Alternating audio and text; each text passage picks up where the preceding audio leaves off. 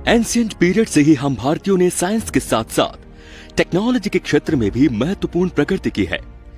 इसकी शुरुआत प्रागैतिहासिक काल यानी प्री हिस्टोरिक टाइम से दिखाई देती है।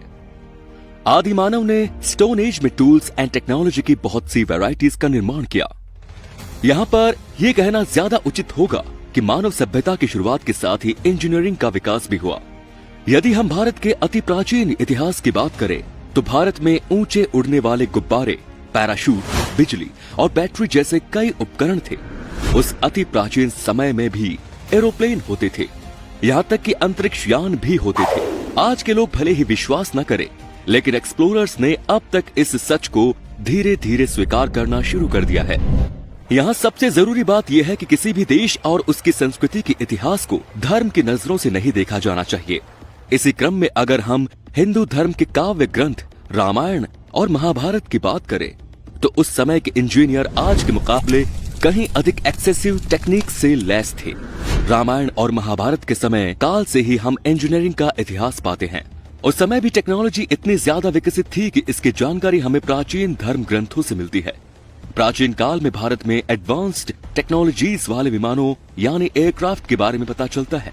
रामायण काल जो आज से 9000 साल पहले था, उस समय रावण के पास एक महत्वपूर्ण विमान था जिसका नाम था पुष्पक विमान, जिसे रावण ने अपने भाई कुबेर से बलपूर्वक छीन लिया था और साथ ही कुबेर की सोने की नगरी लंका भी। इसी पुष्पक विमान में सवार होकर रावण माता सीता को बलपूर्वक हरण कर लंका ले गया था।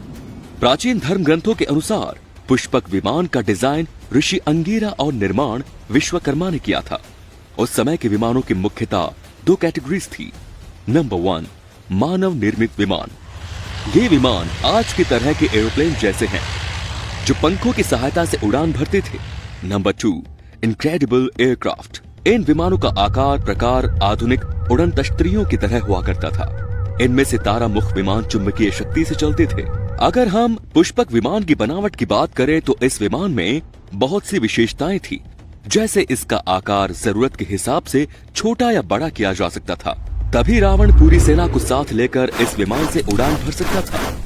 ये मन की गति से अनलिमिटेड टाइम तक चलाया जा सकता था।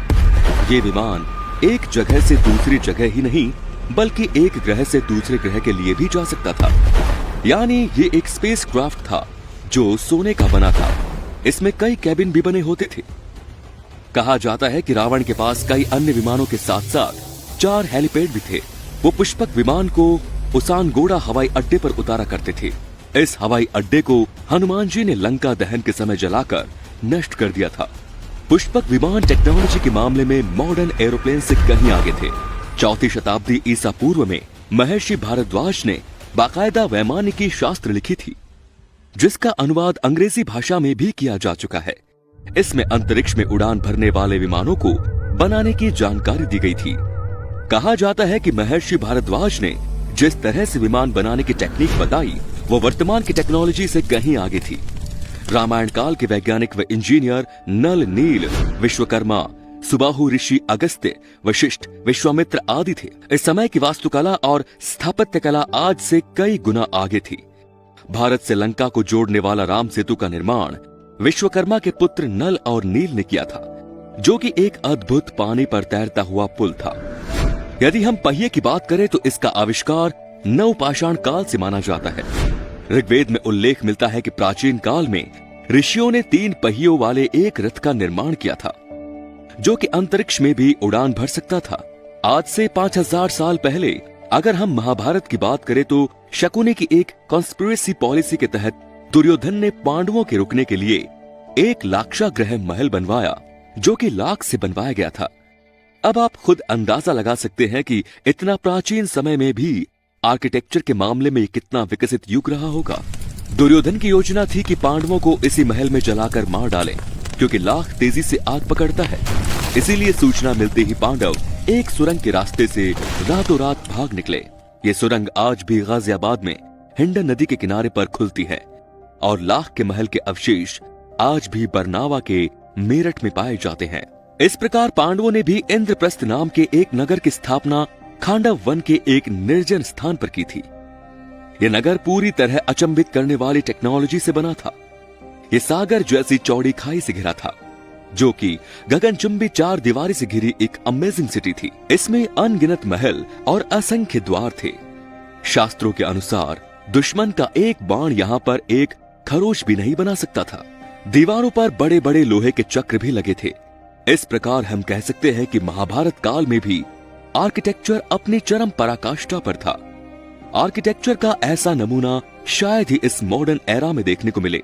ये शहर आज के यमुना नदी के किनारे दिल्ली में स्थित था। जैन ग्रंथों के अनुसार हर्यक वंश के प्रतापी राजा अजात शत्रु ने वज्जी संघ के साथ युद्ध में एक रथ मूसल और महाशिला कंटक जैसे विध्वंसकारी वेपन्स का प्रयोग किया था। इसमें बड़े बड़े पत्थरों को उछालकर मारा जाता था। इसके अलावा रथ मूसल का भी उपयोग किया गया था। रथ मूसल में चाकू और पैने किनारे लगे रहते थे, जिनके बीच रथ सवार सुरक्षित स्थान पर बैठता था।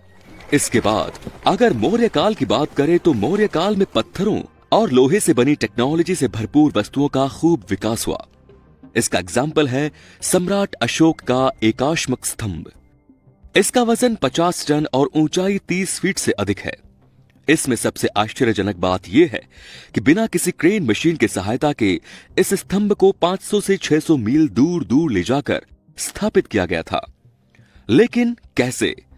जो अपने आप में उस समय की इंजीनियरिंग प्रोफिशिएंसी को दर्शाता है। इस समय में लोहा ढलाई का तकनीकी विकास का ज्ञान काफी विकसित हो गया था। महरौली का लोह स्तंभ जो गुप्त काल में बना, उस पर मैग्जीन ऑक्साइड की पतली परत चढ़ाकर उसे जंग रहित बना दिया गया था, जिस पर आज तक जंग नहीं लगा। लेकिन दुर्भाग्यवश इसमें किस टेक्नोलॉजी का प्रयोग हुआ, इसे आज तक समझने में हम कामयाब नहीं हो सके। अगर हम इस टेक्नोलॉजी को जान जाते तो शायद इस टेक्निक के माध्यम से लोहे को जंग लगने से बचा सकते थे। 5वीं सदी में गुप्तोत्तर काल में लिखी गई राजतरंगिणी में खोया नाम का इंजीनियर जिसने झेलम नदी तट पर बांध बनाया और नहर निकलवाई थी, उसका उल्लेख मिलता है। इटली का एक व्यापारी मार्को पोलो गुजरात की अद्भुत सुविकसित लेदर इंडस्ट्री का उल्लेख करता है, जिसमें वहां के शिल्पी लाल और नीले चमड़े से सुंदर सुंदर चटाई बनाते थे।